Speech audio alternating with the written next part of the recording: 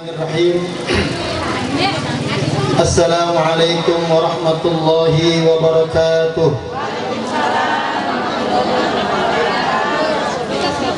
Alhamdulillah. Alhamdulillahilladzi farrada al-hajja wal umrata ala ibadihi al-mukhtar alladzi ikhtarahu liqiyami rukni min al-arkan al-khamsati fil Islam. Wassalatu wassalamu ala ashrafil mursalin imamil muttaqin wa ala alihi wa sahbihi ajma'in, amma ba'd. Faqad qala ta'ala fil Qur'anil Karim, bismillahirrahmanirrahim, wa atimmul hajja wal umrata lillah. Amma ba'du, pertama-tama yang sama-sama kita hormati sahibul bait, keluarga besar Ibu Ardah beserta suami yang insyaallah pada malam ini, pada siang hari ini dirahmati oleh Allah Subhanahu wa taala, para alim ulama, para asatid, para tokoh agama, tokoh masyarakat, wabil khusus Bapak Kiai Haji Nur Ali dan para tokoh agama kiai yang lain yang tidak saya sebutkan namanya satu persatu, namun tidak mengurangi rasa hormat saya. Ibu-ibu hadirat jamaah walimatut tasyakur yang insyaallah pada siang hari ini dirahmati oleh Allah Subhanahu wa taala. Alhamdulillah, memanjatkan puji syukur kehadirat Allah, di mana pada kesempatan siang hari ini kita dapat berkumpul di tempat yang sangat mulia, di waktu yang mulia, dengan kegiatan yang mulia dalam rangka tasyakuran, dan juga tentunya tadi ada zikir, tahmid, tahlil, dengan harapan mudah-mudahan hajat sahibul hajat insyaallah diterima oleh Allah Subhanahu wa taala, dan mudah-mudahan ya hajat daripada walimatus safar yang akan dilaksanakan insyaallah pada tanggal 15 besok insyaallah diterima dan dikabul oleh Allah Subhanahu wa taala. Amin ya rabbal alamin. Hadirin sekalian yang dirahmati oleh Allah Subhanahu wa taala, tidak banyak yang ingin saya sampaikan karena sebentar lagi sudah masuk waktu zuhur dan saya datang terlambat karena memang di samping rumah ada yang hajatan dan dia minta saya untuk mengisi acara. Saya tinggal nggak enak, akhirnya saya isi dulu dan kemudian baru berangkat kemari. Hadirin sekalian yang dirahmati oleh Allah Subhanahu wa taala, berbicara tentang umroh, bahwa Ibu Arda beserta jamaah sekitar 60 orang lebih akan menunaikan ibadah umroh ke tanah suci Mekah dan Madinatul Munawwarah plus dengan ke Turki. Insyaallah akan diberangkatkan pada tanggal 15 Oktober besok, yaitu pada malam Sabtu jam 2 berangkat, ya kumpul di lokasi atau di TWI, kemudian jam 2 langsung diberangkatkan ke bandara. Insyaallah keberangkatan pada pukul 8.45 menit. Ini adalah ibadah rihlah yang ilmiah, rihlah yang ibadah, dan rihlah yang ubudiyah. Karena kata Rasulullah, la tushaddur rihal illa bisalasati masajid, kata Rasulullah. Tidak ada rihlah yang paling utama kecuali mendatangi 3 masjid. Kalau selama ini kita sering rihlah jalan-jalan ke berbagai macam tempat, namun kata Rasulullah ada rihlah yang bersifat ilmiah, rihlah yang bersifat ibadah, dan rihlah yang bersifat ubudiyah. Kata Rasulullah hanya mendatangi 3 tempat saja. Apa di antara 3 tempat itu? Pertama adalah Masjid Nabawi, ya, Masjid Nabawi. Yang kedua adalah Masjidil Haram, dan yang ketiga adalah Masjidil Aqsa. Ini adalah perjalanan yang disebut oleh ulama sebagai rihlah ilmiah wa ubudiyah, rihlah yang di dalamnya butuh ilmu dan rihlah yang di dalamnya adalah butuh pengabdian kita kepada Allah. Karena umrah itu bukan semata-mata hanya berjalan-jalan tamasya seperti orang berangkat ke Bogor, ke Pila ataupun ke Bandung, tetapi umrah itu dilaksanakan semata-mata hanya untuk melakukan ibadah kepada Allah. dan umrah ini sama sebetulnya hukumnya. Walaupun ada sebagian ulama mengatakan haji itu wajib, kalau umrah itu adalah hukumnya sunnah. Bahkan Rasulullah menyebutkan bahwa umrah ini dijadikan sebagai haji yang kecil. Dan itulah sebabnya kenapa kelompok Syafi'iyah dan juga ba'dul minal Malikiyah, termasuk Imam Ibnu Umar dan segenap para tabi'in, mereka semua mengatakan bahwa annal umrata wajibatun, bahwa umrah itu wajib, karena fil haji, sebagaimana yang dilaksanakan dalam ibadah haji. Nah, kalau ibadah haji seumur hidup satu kali, maka umrah pun seumur hidup satu kali. Maka ketika orang Belanda berangkat ibadah umrah, mestinya dia harus memperhatikan semua ibadah-ibadahnya.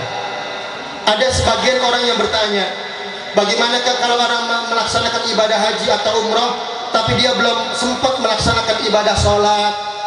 Ya, sekalipun sholat cuma sholat yang sekenanya doang sholat. Kemudian puasa Ramadan yang mungkin dalam satu bulan banyak mennya tuh laki-laki, ya, karena di bulan puasa banyak banget men, yang ternyata yang men itu bukan perempuan doang, laki-laki juga yang banyak pada men, ya, artinya siang-siang pada makan. Banyak orang yang masih meninggalkan ibadah sholatnya, banyak orang yang meninggalkan ibadah puasanya, bahkan banyak juga orang yang tidak mengeluarkan zakat. Sehingga oleh sebagian ulama, tidak boleh orang berangkat ibadah haji kecuali dia harus menyempurnakan rukun-rukun yang lainnya, seperti sholat, puasa, zakat, dan kemudian baru menunaikan ibadah haji. Namun oleh sebagian ulama lagi, seperti pendapat Al-Imam An-Nawawi, Al-Imam Taqiyuddin Al-Hambali, beliau mengatakan bahwa tidak disyaratkan orang yang ketika menunaikan ibadah haji dan umroh harus menyempurnakan semua ibadahnya. Ya, artinya tidak disyaratkan harus sholatnya diperbaiki dengan sebaik-baiknya, karena mungkin banyak sholat yang ditinggal. Tidak perlu dia mengqadha puasanya, mungkin mengqadhanya nanti setelah dia melaksanakan haji dan umrah. Dan mungkin dia belum menyelesaikan zakatnya, mungkin bisa dilaksanakan nanti setelah ibadah umrah dan haji. Nah, kenapa sebagian ulama mengatakan demikian? Alasannya adalah sederhana, karena ada sebagian hadis Rasulullah yang menyatakan atau yang menjadikan haji dan umrah itu adalah rukun keempat. Jadi yang pertama syahadat, yang kedua sholat, yang ketiga adalah puasa, yang keempat adalah haji, yang kelima zakat. Bahkan dalam riwayat yang lain, yang ketiga adalah zakat, yang keempat adalah haji, dan yang kelima adalah puasa Ramadan. Maka dengan tidak tertibnya hadis yang disampaikan oleh Rasulullah ini menjadikan sebagai dalil hujjah oleh ba'du Syafi'iyah. Maka kata mereka sebagai Syafi'iyah, maka tidak disyaratkan untuk itmam, menyempurnakan segala macam bentuk ibadah-ibadah sholat yang lainnya, yang selama dia belum mendapatkan hidayah seringkali meninggalkan ibadah sholatnya. Kedengeran Bu? Makanya sebelum berangkat ibadah umrah, ayo perbaiki ibadahnya dulu, banyak-banyak taubat kepada Allah, melakukan istighfar, istirham, istihlal, minta maaf, banyak bersilaturahim, ya. Agar apa? Agar ibadah umrah kita diterima oleh Allah Subhanahu wa taala, dijadikan sebagai umratan makbulatan, umratan yaitu mabruratan, umrah yang diterima oleh Allah Subhanahu wa taala. Nah, kemudian yang kedua, udah azan ya, sedikit lagi dah.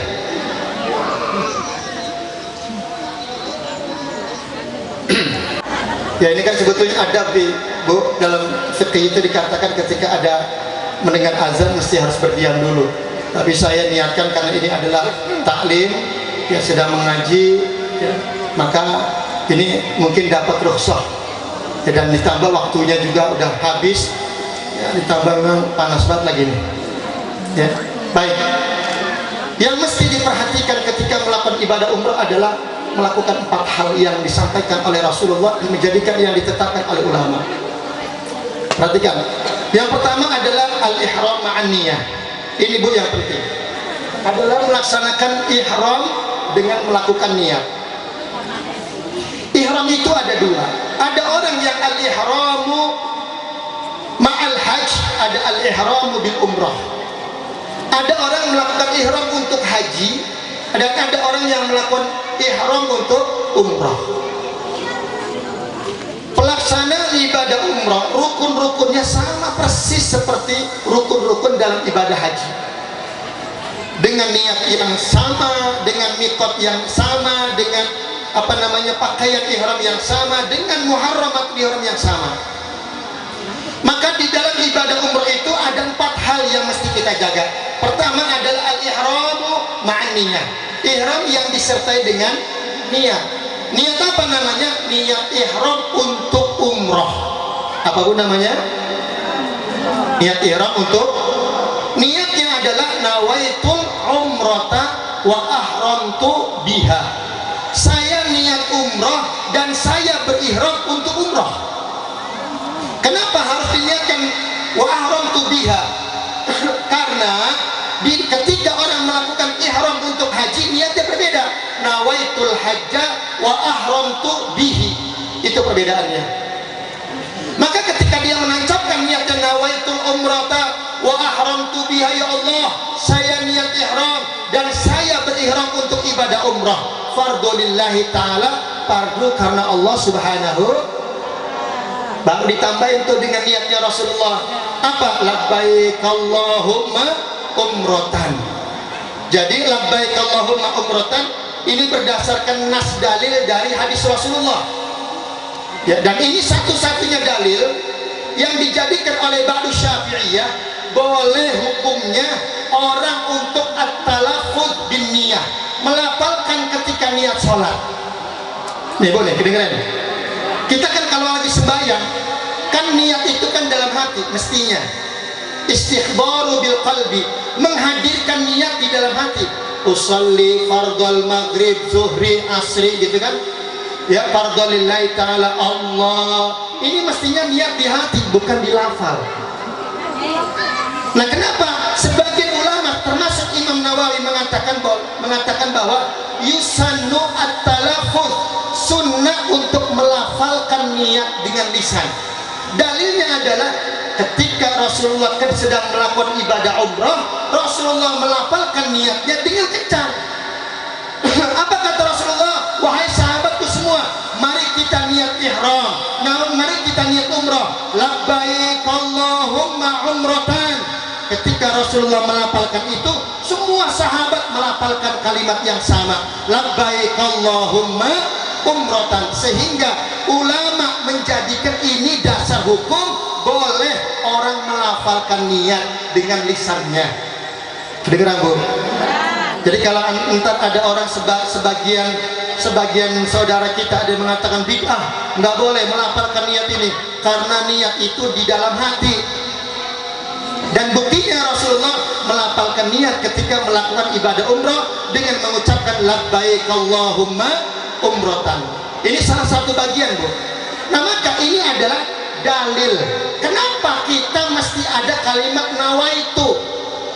Nih Bu, perhatikan nih, ulama-ulama kita dari kelompok Syafi'iyah sangat teliti dan berhati-hati dalam menetapkan hukum, apalagi mazhab kita Syafi'i. Imam Syafi'i itu adalah ulama yang paling al-ihtiyat fi isbatil hukmi wa fi istinbatil ahkam.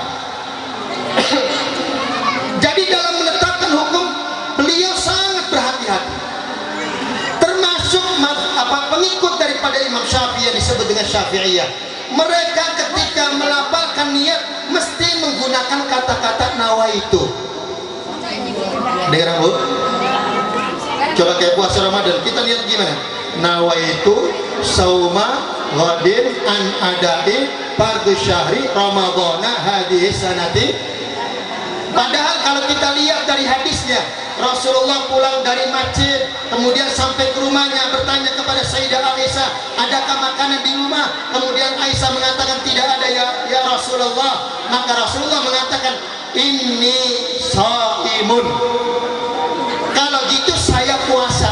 Kalimat ini shaimun pun dilafalkan oleh Nabi dalil lagi baik buat kita. Maka orang ketika niat sholat dilapalkan boleh hukumnya dengan mengambil hadis yang kedua tadi itu. Kedengeran Bu? Ini Roman udah ogah-ogah ngedengerin ini. Kami juga ngantuk lah, saya juga ngantuk ini. Kita mau angop juga di depan. Orang ngaji Bu kudu ke depan matanya. Jangan tungak tengok. Ini ada orang lewat tungak tengok. Ada cecek jatuh nengok juga. Makanya berkah ilmunya nggak ada. Berarti ini. Ya, emang kalau bicara semuanya ilmu hadis Rasulullah, ayat-ayat Quran pasti ngantuk bawahnya. Kenapa? Orang ini isinya ayat Quran mulu, hadis mulu. Coba dah kalau bukan itu dah, seger lagi mata kita. Coba. Sehingga apa, jangan sampai buang-buang waktu kita dengan waktu yang sedikit nggak ada ilmu yang masuk. Ya, tuh lupa pada sampai di apa tadi? Sampai niat tuh ya. Nah ini. Jadi ulama itu semuanya menggunakan niat nawaitu, sampai sembahyang kadang-kala ditambahin. Udah usolli tambahin nawaitu. Nawaitu an usolliya, padahal usolli itu bermakna nawaitu. Kenapa ulama menambahkan kalimat nawaitu? Karena merujuk dalam satu hadis Nabi yang dijadikan dasar hukum utama, bahkan hampir separuh agama diambil oleh satu hadis Nabi itu, riwayat daripada Ibnu Umar. Apa hadisnya? Innamal a'malu ya, diam wae. Innamal a'malu, orang ngajinya ngakuri seragam mulu sih. Innamal a'malu bil, coba. Artinya apa? Bahwa tidak ada amal jika tidak ada niat. Dari mana sumbernya itu? Dari kalimat innama. Dalam satu syair mengatakan ya bahwa wa adawatul qasri illa innama adpun wa taqdimun kama taqaddama. Ini dalam nazam, yaitu nazam apa, al-Maqnun. Dijelaskan bahwa ada yang disebut kalimat hasar untuk meringkas semua kata. Salah satunya adalah adabnya, alatnya menggunakan kalimat innama. Artinya apa? Bahwa tidak ada amal jika tidak ada niat. Sehingga ulama menggali dari kata niat ini. Apapun bentuknya amal, semua harus pakai nawaitu. Coba mau sembahyang nawaitu an usoliyah, ada yang namain gitu, padahal mah usoli itu udah nawaitu sebetulnya. Mau puasa Ramadan nawaitu, mau umroh nawaitu, sampai mau tawaf juga pakai niat, padahal tawaf tidak disertai dengan ini. Sebagian mazhab Syafi'iyah sudah mengatakan tidak disyaratkan niat ketika tawaf dan sa'i. Kenapa? Karena tawaf perintahnya suruh muterin Baitullah doang, sa'i perintahnya suruh jalan doang. Cuma daripada kita duduk, kalau kita muter, kita jalan kagak ada pahalanya, ulama bikin apa? Bikin cara supaya muncul pahala. Satu, pakai niat. Yang kedua, tambahin doa. Doanya apa? Apa baik. Coba dah. Ntar kalau kita berangkat umrah misalnya Bu, begitu kita tawaf, kita baca Allahu Akbar, Allahu Akbar, Allahu Akbar, Subhanallah, walhamdulillah, wala ilaha illallah, wallahu Akbar, wala hawla, wala quwwata illa billahil aliyyil azim, Allahumma imanan bika. Terus kita baca itu juga. Samping kita bacanya lain lagi. Di sampingnya lagi bacanya lain lagi. Pokoknya udah sampai di sana mah Bu, yang aneh yang namanya orang kumpul di Baitullah itu di Makkah Al-Mukarramah, orang yang sedang melakukan tawaf dan sa'i, jangan ngurusin orang lain. Karena yang datang ke Mekah itu bukan mazhab Syafi'i doang, bukan Syafi'i dari kelompok orang Gang Jambu doang, bukan Syafi'i dari kelompok orang Utan Salak doang. Syafi'inya banyak. Kemudian dari mazhab yang berbeda, dari aliran yang berbeda, dari paham yang berbeda.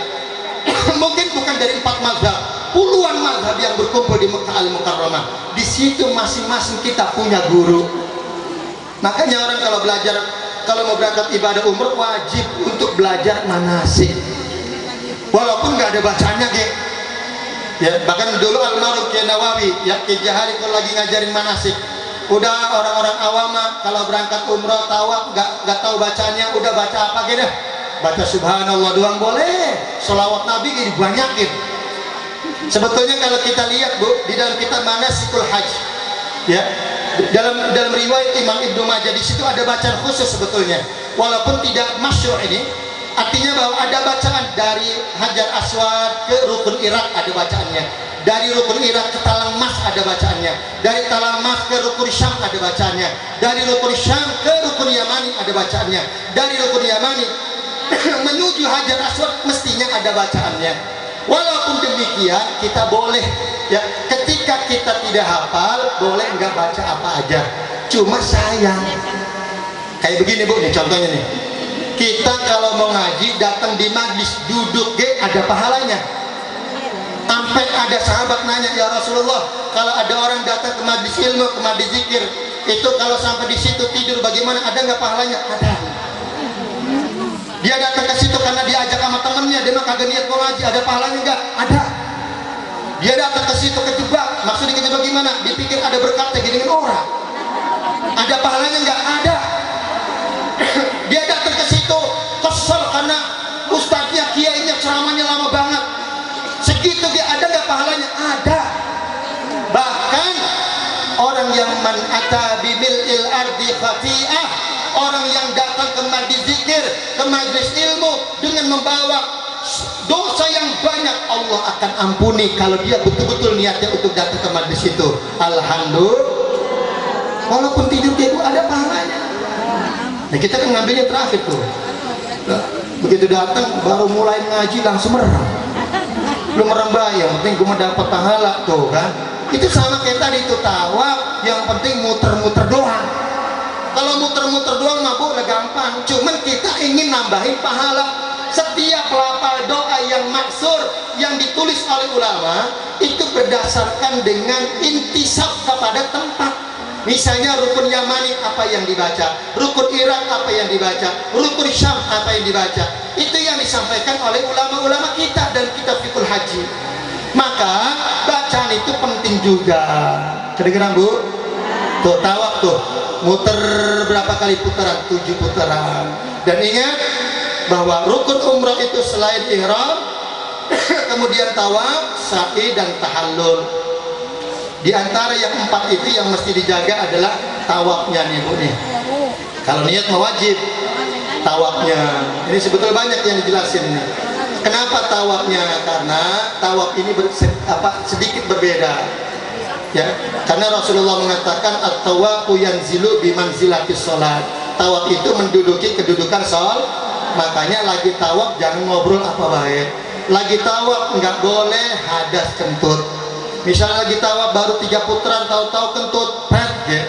Umpamanya, bagaimana? Batal wudhu lagi, habis wudhu balik lagi nerusin dari tempat yang tadi tuh, muter lagi dapat 4 puter, kentut lagi, ayo aja begitu. Kalau kata saya mah kalau udah kentut baik, emang atau misalnya kencing mulut lagi penyakit beseran, ya udah niatnya diganti dah. Kesian kalau gitu lah, baru setengah putaran kencing lagi, ganti lagi, wudhu lagi, kencing lagi, ganti lagi, wudhu lagi, kan capek. Maka niatnya diganti ya. Dengan niat apa? Niat istibahatis sholat, dibolehkan untuk ibadah. Maka kalau sudah niatnya diganti, maka kalau kita kentut dan hadas tidak batal. Apalagi kalau kita intiqalul mazhab kepada mazhab ulama yang mengatakan tidak batal itu. Nah itu, ini Bu, nih ketika tawaf dijaga, diperhatikan betul-betul. Nah habis tawaf, kemudian melaksanakan sholat sunnah tawaf, kemudian langsung melaksanakan sa'i. Ini Bu ada simbol-simbolnya sebetulnya. Apa simbolnya? Kata Imam Zainal Abidin, cucu daripada baginda Rasulullah Sallallahu Alaihi Wasallam, ketika beliau berwasiat kepada muridnya Al Imam As-Sibili, kata Zainal Abidin radhiyallahu taala anhu, wahai As-Sibili, ketika kau tawaf di Baitullah, kau muter tuh, ketika kau tawaf 7 kali putaran, kau lihat orang yang melakukan tawaf datang dari berbagai macam negara, mereka datang dari berbagai macam mazhab, mereka datang dari berbagai macam pola pikir yang berbeda, mereka datang dari berbagai macam bahasa, suku, bangsa, dan lain sebagainya. Coba lihat, semua menggunakan pakaian yang sama, berwarna apa Bu? Putih, dengan menggunakan dua helai pakaian putih dan putih. Semuanya tidak ada yang menggunakan pakaian biasa. Semuanya melakukan pakaian dengan menggunakan pakaian yang sama. Hajar Aswad berada di sebelah kiri mereka. Mereka berputar dengan tempat yang sama dan diakhiri dari tempat yang sama.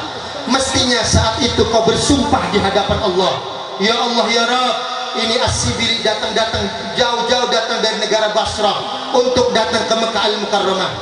Maka dengan simbol melakukan tawaf di Baitullah, Sibili berjanji, ya Allah, pulang dari haji atau umrah saya akan menjaga nilai persatuan dan kesatuan, al-ittihadu wal ijtima'.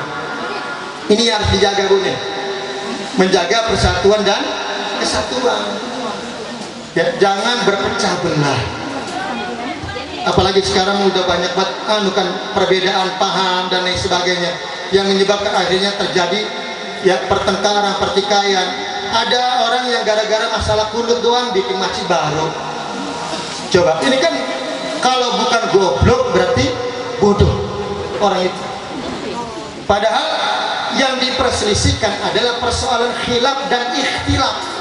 Nih, khilaf dan ikhtilaf. Ada kalanya dari satu dalil yang diperdebatkan, ada kalanya satu masalah dengan perbedaan dalil. Itu yang disebut dengan khilaf dan ikhtilaf. Nah, maka jaga nih persatuan, ittihad wal istima'. Sa'i pun sama. Sa'i itu adalah, kata Imam Zainal Abidin, merupakan simbol mencari ridho Allah Subhanahu wa ta'ala. Dan singkatnya melakukan tahallul, kemudian membebaskan kita dari pakaian ihram.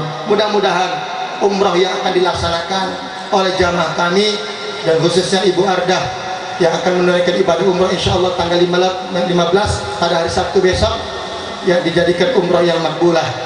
Dan mudah-mudahan selamat di perjalanannya dari berangkat sampai pulang. Dan mudah-mudahan ini jamaah yang hadir di sini yang ngedengerin dengan baik, kita doakan mudah-mudahan ya bisa berangkat umrah semuanya. Amin ya Rabbal. Kalau bulan besok belum berangkat juga, kali Januari mau berangkat. Kali ada yang mau daftar buat bulan Januari. Ya. Nah kebetulan insya Allah ya kita juga mau buka untuk keberangkatan di bulan Januari besok insya Allah. Ya mungkin dari Gang Jambu ini ada yang mau daftar umroh, bisa menghubungi Pak Kiai Jenderal Ali, gitu kan, atau menghubungi saya langsung. Ya insya Allah pada bulan Januari tahun 2023. Insya Allah tepatnya tanggal 10 ya, dengan pembimbing daripada ada guru kita Pak Kiai Jenderal Ali, ada guru kita Kak Haji Nasrullah dan lain sebagainya yang akan membimbing kita ya dengan segala halnya gitu ya. Nah itu saja barangkali, mudah-mudahan apa yang dihajatkan oleh Sahibul Bait diterima oleh Allah Subhanahu wa taala. Al-Fatihah. Bismillahirrahmanirrahim. Alhamdulillahirabbil alamin arrahmanir rahim maliki yaumiddin. Iyyaka na'budu wa iyyaka nasta'in ihdinas siratal mustaqim siratal ladzina an'amta 'alaihim ghairil maghdubi 'alaihim waladdallin. Itu saja yang dapat saya sampaikan dan saya akhiri aku qouli hadza illa qami tarik. Assalamualaikum warahmatullahi wabarakatuh.